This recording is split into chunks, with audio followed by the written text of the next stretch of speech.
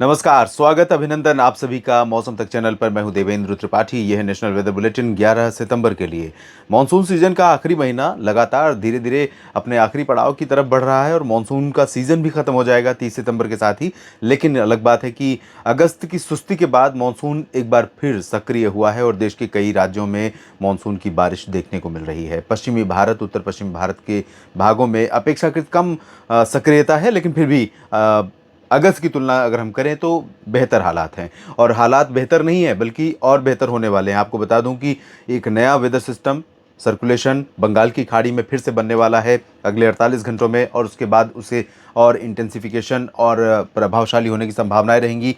Monsoon की अक्षीय रेखा नीचे बनी हुई है और कई सारे मौसमी सिस्टम है। इन सभी सिस्टमों का संयुक्त प्रभाव है, जिसके कारण मध्य भारत और कुछ उत्तर पश्चिम भारत के क्षेत्रों में, साथ ही साथ दक्षिण भारत के क्षेत्रों में मानसून सक्रिय बना हुआ है। इन परिस्थितियों के बीच में दिल्ली में अपेक्षा से बेहतर या अपेक्षा से ज्यादा कह सकते हैं, और मॉडल की फोरकास्ट से तो बिल्कुल भी अलग मौसम देखने को दिल्ली समेत उत्तर पश्चिम भारत के कुछ मैदानी इलाकों में दिखाई दिया है, जिसमें आप देख सकते हैं जोधपुर तक बादल पहुंच रहे हैं। ये इस समय की स्थिति है। आज मैं बहुत देर से वीडियो रिकॉर्ड कर रहा हूं, 8:30 बज रहे हैं और आज 10 सितंबर है। 10 सितंबर की रात में पश्चिमी उत्तर प्रदेश और दिल्ली तक बादल छाए। दिल्ली में दिन भर बादल रहे और थोड़ी थोड़ी रिमझिम फुहारें या हल्की हल्की बूंदें पड़ती रही हैं। तो ये है मॉडल, और मॉडल से अलग मौसम में ये अंतर कई बार होना स्वाभाविक है और कई बार हो जाता है, क्योंकि मॉडल ज़्यादातर विंड को रीड करता है और विंड का जो फ्लो है वो जब तक आगे की तरफ इंडिकेशन नहीं देगा तब तक मॉडल उसको बारिश के रूप में कन्वर्ट नहीं करके दिखाएगा। तो फिलहाल इन परिस्थितियों में क्या अगले 24 घंटों में इन्हीं जगहों पर बारिश होगी या कुछ और दायरे बढ़ेंगे या कुछ और घटेंगे, इसी की बात करेंगे इस वीडियो में, नेशनल वेदर बुलेटिन में।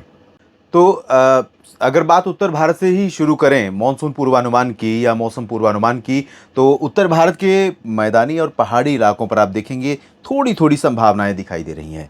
लेकिन जिस तरह का हवाओं का फ्लो है और मानसून की अक्षीय रेखा भी उत्तरी राजस्थान के ऊपर है और सर्कुलेशन जो बना हुआ है वो उत्तर पश्चिमी मध्य प्रदेश और एडजॉइनिंग प्लेसेस पर है, तो इन मौसमी सिस्टमों के प्रभाव के कारण अनुमान यह है कि कुछ मॉइस्चर यहाँ पर उत्तर प्रदेश पर तो पहुँचेगा ही। उत्तर प्रदेश में मध्य और पश्चिमी भागों पर व्यापक रूप में मानसून की हवाएं पहुँचेंगी और बारिश होने की संभावनाएं रहेंगी। लेकिन उत्तर पश्चिम भारत में बाकी जगहों पर कैसा रहेगा, तो इसकी बात अगर मैं करूं तो यहाँ पर हिसार, सिरसा, फतेहाबाद और रोहतक से लेकर नीचे के हिस्सों में चरखी, दादरी, झज्जर, महेंद्रगढ़, रेवाड़ी और गुरुग्राम, फरीदाबाद, पलवल, नूह, इन सभी भागों में कुछ हिस्सों में वर्षा होने की संभावनाएं बन सकती हैं। दिल्ली एनसीआर पर भी बादल बारिश वाले बन सकते हैं, यानी कि दक्षिण से ही इस तरह से बारिश ऊपर की तरफ आएगी। मॉडल बिल्कुल इंडिकेट नहीं कर रहा है, लेकिन मुझे ऐसा लग रहा है कि जिस तरह की परिस्थितियां बनी हुई हैं उन परिस्थितियों में यहाँ पर मॉइस्चर आकर स्टक होगा और आगे नहीं जाएगा, और यहाँ पर कुछ क्लाउड कंडेंसेशन इस रीजन के ऊपर होगा निचले वायुमंडल में, और उसी कंडेंसेशन से, बादलों के बनने से बारिश होने की संभावना यहाँ पर बनेगी। पंजाब में ज़्यादातर जगहों पर ड्राई वेदर रहेगा, लेकिन पैचेस में, चाहे वो साउथ की बात हो या फिर उत्तर की बात हो, कुछ स्थानों पर वर्षा होने की संभावनाएं बन सकती हैं। रही बात राजस्थान की, तो राजस्थान का पूर्वी हिस्सा आप देख रहे हैं, कोटा, सवाई माधोपुर से लेकर अजमेर और इधर चूरू तक, और इधर अलवर, भरतपुर, दौसा, धौलपुर, करौली, सवाई माधोपुर, बूंदी, बारां, झालावाड़ सभी समेत तमाम जगहों पर बारिश की संभावनाएं दिखाई दे रही।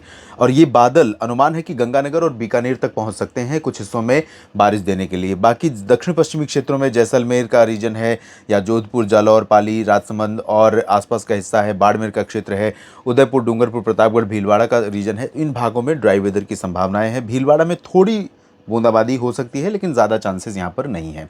इसके अलावा दिल्ली में संभावना रहेगी थोड़ी बहुत, और पूर्वी हरियाणा के क्षेत्रों में करनाल से यमुनानगर, कुरुक्षेत्र के बीच में संभावना रहेगी, और हिमाचल प्रदेश, उत्तराखंड में कुछ स्थानों पर हल्की वर्षा हो सकती है। शिमला से लेकर के मंडी और चंबा, धर्मशाला, डलहौजी के बीच में कहीं कहीं पर हल्की वर्षा हो सकती है। ऊना में चांसेस कम है, लाहौल स्पीति और कुल्लू मनाली में चांसेस कम है। जम्मू, कटरा, उधमपुर से लेकर श्रीनगर, गुलमर्ग, काजीगुंड, पहलगाम, यानी ना तो जम्मू संभाग में और ना ही कश्मीर रीजन में, इन दोनों जगहों पर केंद्र शासित प्रदेश में बारिश की उम्मीदें बहुत कम दिखाई दे रही हैं। जम्मू, कटरा, उधमपुर में कहीं कहीं पर बूंदें पड़ सकती हैं, थोड़ी बहुत वर्षा हो सकती है। ये जो पूर्वी रीजन है, लद्दाख और गिलगित बाल्टिस्तान, मुजफ्फराबाद में ड्राई वेदर रहेगा। अब चलते हैं उत्तर प्रदेश की तरफ। उत्तर प्रदेश में आप देखेंगे कि मध्य और पूर्वी क्षेत्रों के अधिकांश इलाके कवर होंगे और मेरा अनुमान ये है कि मेरठ, मुरादाबाद, मुजफ्फरनगर तक भी बादल ये पहुंच सकते हैं और बरेली, शाहजहांपुर के पश्चिम में बदायूं, रामपुर और पीलीभीत से लेकर के तमाम जगहों तक यहाँ पर वर्षा की संभावना बन सकती है, जिसमें गाजियाबाद भी शामिल रहेगा, बुलंदशहर और गौतम बुद्ध नगर भी शामिल हो सकता है, बागपत, शामली भी शामिल हो सकते हैं। अलीगढ़ और आगरा, मथुरा भी प्रभावित होंगे। आगरा में अच्छी बारिश होने की संभावना रहेगी, मथुरा में भी।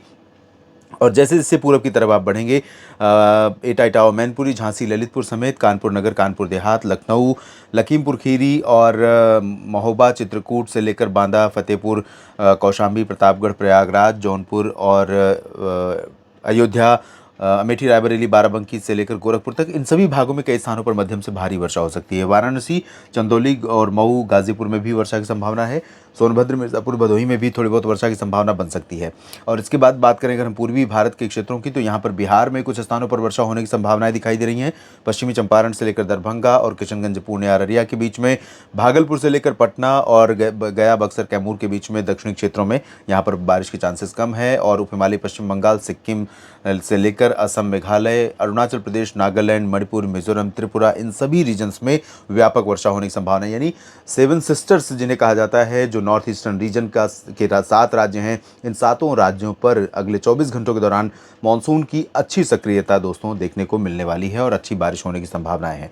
इधर गंगेय पश्चिम बंगाल और झारखंड के रीजन में मेनली लाइट रेन की संभावना है। बादल आएंगे और माफ़ कीजिएगा, कुछ बारिश दुमका, देवघर, रांची, जमशेदपुर, डाल्टनगंज में होने की संभावना है। और पश्चिम बंगाल के जो गंगेय क्षेत्र हैं, यहाँ पर लाइट रेन होने की संभावना है। मध्य भारत में स्टिल काफ़ी बारिश हो रही है और यहाँ पर गुजरात की तरफ अगर हम देखें तो चांसेस कम रहेंगे, लेकिन छत्तीसगढ़ में, एंटायर रीजन में, ओडिशा के अधिकांश शहरों में बारिश होने की संभावना है, जिलों में बारिश होने की संभावना है। और मध्य प्रदेश में पूर्वी क्षेत्र, अधिकांश इलाका प्रभावित होगा पूर्वी क्षेत्रों का। और पश्चिमी भागों की अगर मैं बात करूं तो भोपाल से लेकर विदिशा और बैतूल से लेकर ऊपर के हिस्सों में ग्वालियर तक व्यापक बारिश होने की संभावना दिखाई दे रही है। उज्जैन, रतलाम और धार, खरगोन, खंडवा, अलीराजपुर, बुरहानपुर, इन भागों में और बैतूल में भी चांसेस कम रहेंगे बारिश के।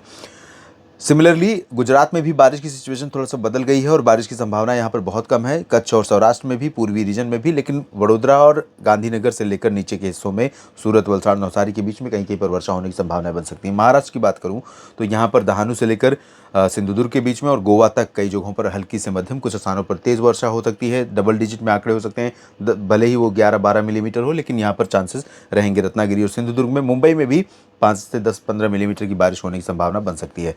मध्य महाराष्ट्र में अधिकांश जगहों पर ड्राई वेदर रहेगा, लेकिन मराठवाड़ा और विदर्भ में कई जगहों पर वर्षा संभावित है, खासतौर पर पूर्वी विदर्भ के क्षेत्रों में, नागपुर, चंद्रपुर, गढ़चिरौली और आसपास के हिस्सों में, और इधर नांदेड़ समेत आसपास के दक्षिणी मराठवाड़ा रीजन में बारिश की संभावना है। साउथ की तरफ अगर चलते हैं तो यहाँ पर तेलंगाना और उत्तरी आंतरिक कर्नाटक और तटीय आंध्र प्रदेश, अनंतपुर से लेकर ये जो रायलसीमा का रीजन है, इन भागों में कहीं कहीं पर हल्की वर्षा हो सकती है।